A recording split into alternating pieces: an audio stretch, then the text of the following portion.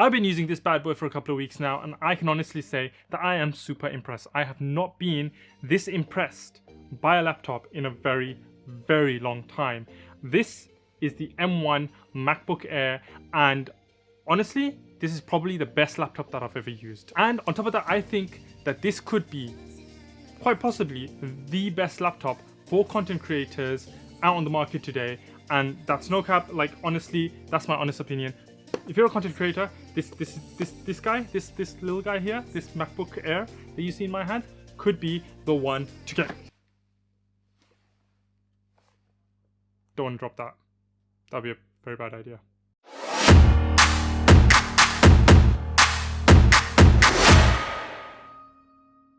What's up guys, this is Kai24 back at your screen, and today I bring you another fantastic review. And today's review, like you've just seen, is the review of this MacBook Air M1 MacBook Air with the M1 chip. It's a review of the MacBook Air, and I'm gonna put this down because, as you guys just saw, I should not be trusted with electronic devices. I tend to drop them on camera. Anyway, I'm super late to the party because this thing came out a very long time ago, and it wasn't until recently that I actually picked one up for myself. So you can probably already find a whole bunch of review videos out there on this MacBook Air, and so I thought, why not do something different? I really want to review, I want to give my opinions about it, but I don't want to go through all of those boring details about specs and this and that and, you know, all the kind of nitty-gritties of the machinery and whatnot. I want to discuss why the MacBook Air with the M1 chip is probably one of the best devices for a content creator to pick up. And I actually did a poll on this on my YouTube community page, asking you guys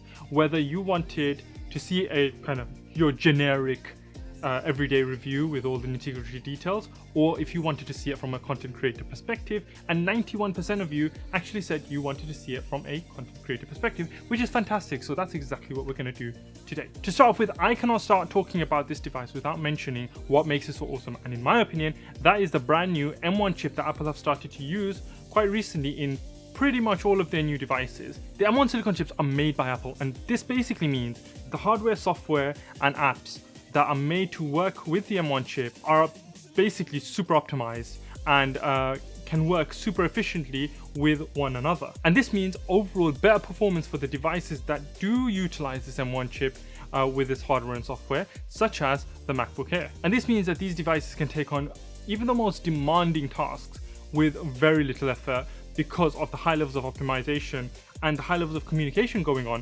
between all of the hardware, software and apps, making these devices much more powerful and much more efficient. Now this is the same for what I basically mentioned in my review of the M1 Mac Mini as well, and I'll leave a link to that video up here somewhere. Now a content creator needs a device that is not only reliable but powerful and efficient, and I think that the MacBook Air is all of that and more, thanks to this new M1 chip. And like I said before, I'm not going to go into these benchmark tests and kind of the nitty-gritty details of the numbers and what makes the M1 chip so good and why it's so good in these devices. I've kind of touched on that already. But what I'm going to do is I'm going to give you more of a kind of a real-world opinion of my usage of the MacBook Air as a content creator, and why I think that this device is so good for content creators. Now, I'd like to note that I bought the absolute base model of the MacBook Air, which is the one that has the 256GB of storage, 8GB of RAM, and the 8-core M1 CPU and 7-core GPU. So it's the cheapest one out there, and so all the comparisons that I make from here on are going to be with this base model of the MacBook Air. Alright, so let's dive right in. What would a content creator need to use a MacBook Air for? What would a content creator need to use a laptop for? Well, personally, I use it for not only just organizing all of my kind of content, such as kind of scripting, organizing projects and folders, scheduling social media posts, but I also use it for quite a bit of actual photo and video editing in kind of editing softwares that are available for them. Now, for video editing, I use DaVinci Resolve, which is basically a completely free editing software that gives you professional level editing tools, and it's absolutely fantastic. But I've got a whole kind of segment in the video just kind of ranting about how bad DaVinci Resolve was on my Windows machines. Like, it just wasn't performing well, and I had an almost £2,000 gaming PC, or gaming and streaming PC, which I was using kind of for everything at the time. And even that, with a powerful GPU, with a very, very powerful CPU, massive amounts of RAM, wasn't able to handle the kind of video editing I was doing. And the kind of video editing I do isn't very strenuous. I'm not editing anything in 4K or above. It's all very kind of simple projects.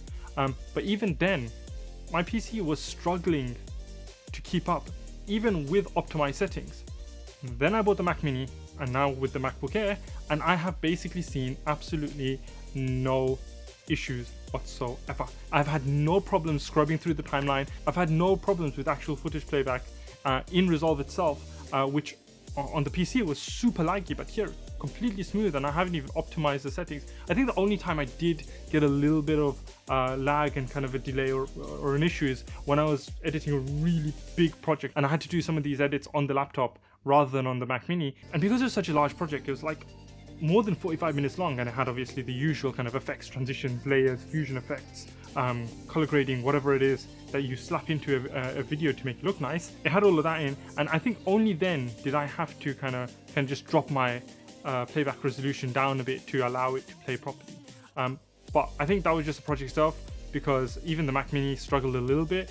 So with a big intensive project like that, I think it's still gonna have teeny bits of an issue, not massive. I think if I did optimize the media and kind of do all the things that you need to do to optimize the footage within Resolve to get it to play back smoothly, it probably would have done, but I hadn't done any of that, so it was struggling just a teeny bit. Apart from that, all the other projects that I've tried doing, and even rendering on the MacBook Air in Resolve, has been an absolute dream. I think on average it renders a 10-minute video within maybe anything between 4 and 7 minutes, depending on how much, how many effects and how much is going on within the video.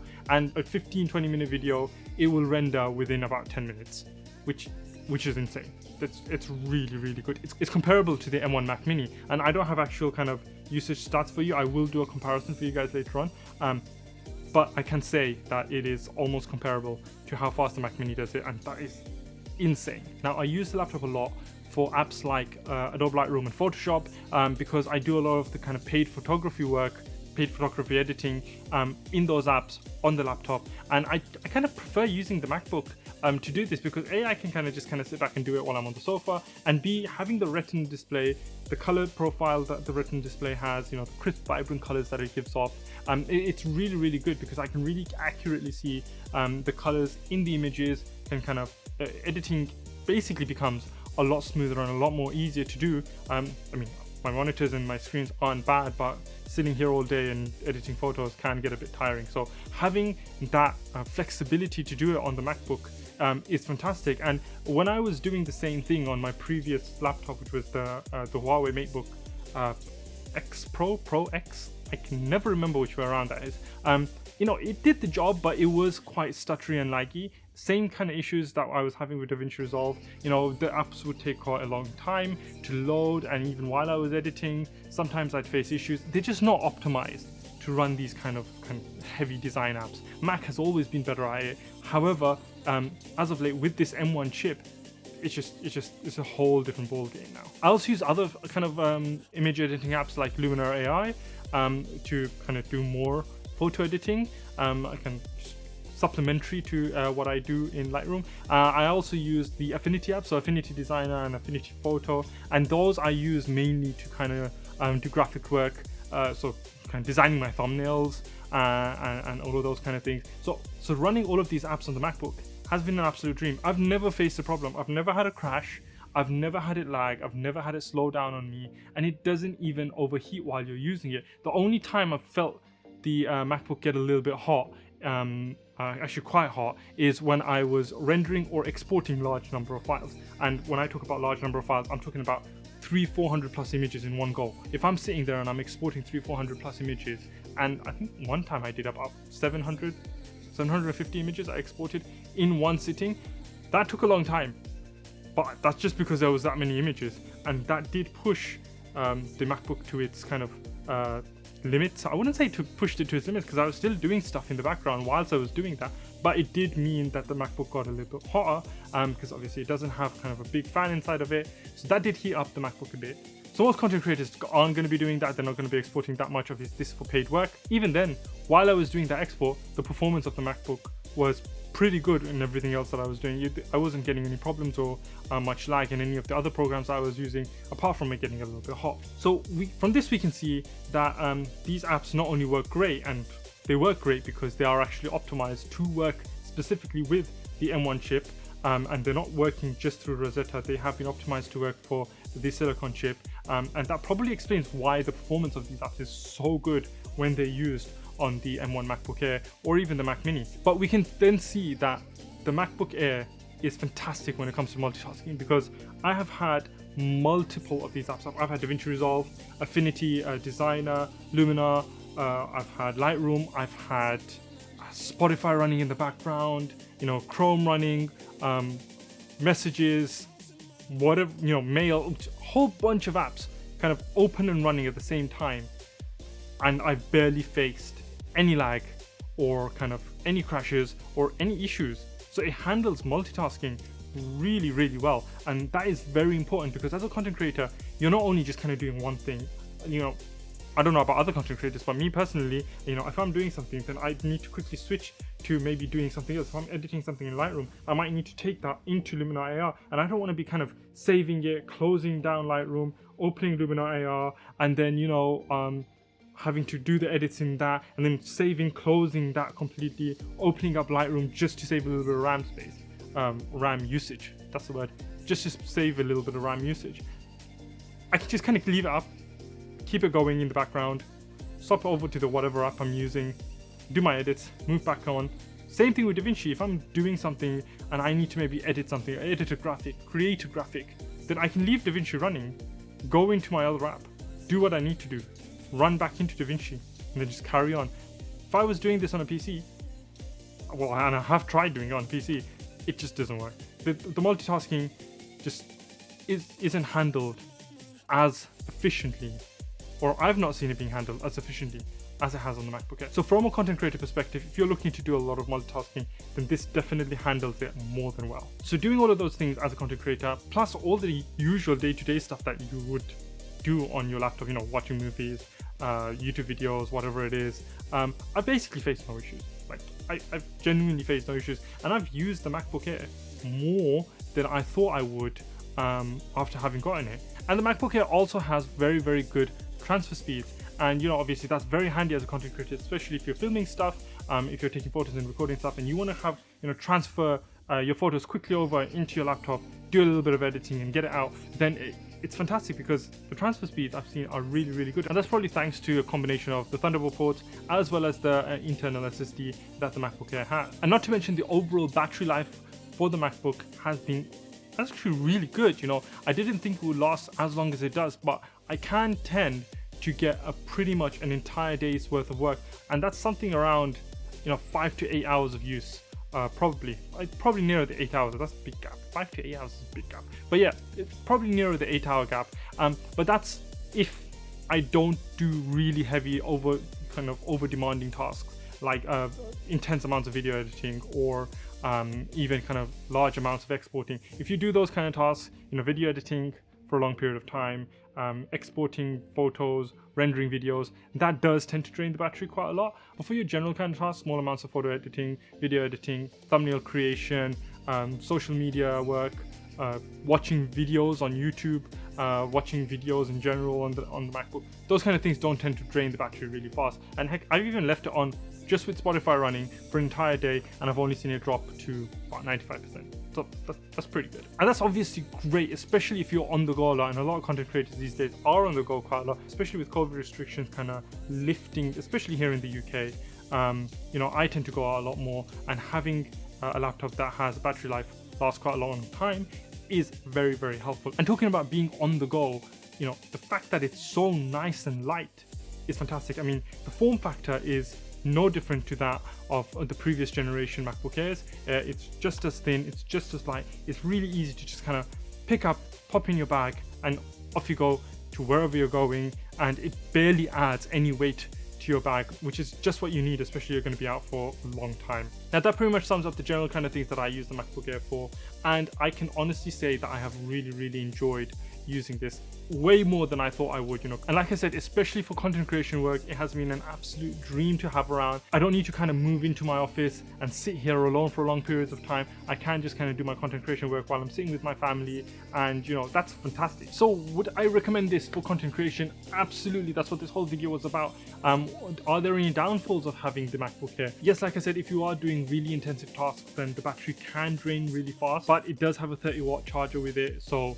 you shouldn't face an issue. And like I said, I did get the base model, and if you're a content creator like myself who's just doing the basic kind of editing and doesn't need it for really intensive projects, then this is definitely the one for you. If you're going to be doing much more intensive work on it, then I would definitely suggest getting the higher spec models, because they do have that little bit of extra power that you might need for editing, say 5, 6K footage, 8K footage, whatever it is you're going to be doing, larger projects, large amounts of video and photo editing. So that's definitely something to consider. And that goes the same for any content creator who is looking to make this their main device. For me, it's a secondary device. I use the Mac Mini for most of my heavy work, where this being kind of a secondary supplementary device that I use while I'm not in my studio. But if you are going to be using a main device, I would definitely suggest going for either the higher spec MacBook Airs or for one of the MacBook Pro models, because they do have that extra power that you need to kind of use it all the time. Man, that was a lot of talking for a simple laptop review. You can kind of talk and talk and talk about these things for ages, isn't it? So basically, all in all, the MacBook Air with the M1 chip is fantastic for content creators, in my opinion. I think that I would highly recommend it for any content creator out there to grab one. The M1 chips are getting a large library of compatible, optimized apps, so that's always great to see and always great to look forward to. And given the price, it is an absolutely fantastic device to do all of your content creation work on. And that's all I'm going to say for today. I've given my opinion. I hope you guys found it useful. I hope it helps you make a decision on which kind of model to choose, especially if you're a content creator, which model to choose. And if you are going to choose the MacBook Air, I'm glad that this video helped. If it did, then hit that like button down below. And if you enjoy my content and you find my content useful in general, then make sure you hit that subscribe button. And if you want to see more videos like this one coming out, then definitely hit that notification bell, because I do weekly uploads and you want to make sure that you don't miss my videos as soon as they come out. Thanks for watching, guys. Until next time, this is Kai24 signing out.